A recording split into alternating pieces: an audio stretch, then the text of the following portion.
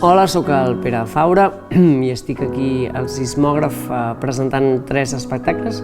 Són 3 espectacles que formen una trilogia, o sigui que tenen com relació entre ells, tot i que són independents.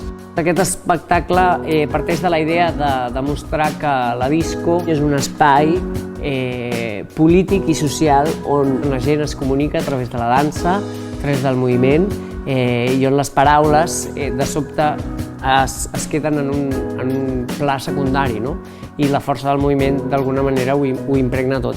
I per això l'espectacle proposa aprendre's una coreografia emblemàtica de la història de la disco, diguem, o de la història de la representació de la disco en el cinema, que és el Saturday Night Fever, el que jo en dic la Macarena als 70, que és una coreografia molt senzilla, però que feien tots alhora en línia a la pel·li, no? Quan Travolta entra a la disco per primera vegada.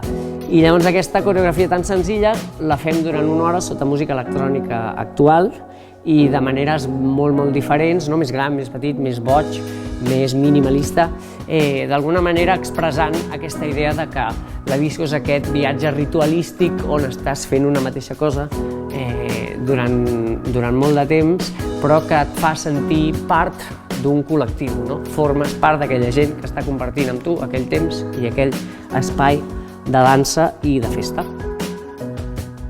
Són 3 espectacles ben diferents i espero que tothom que vingui els disfruti molt.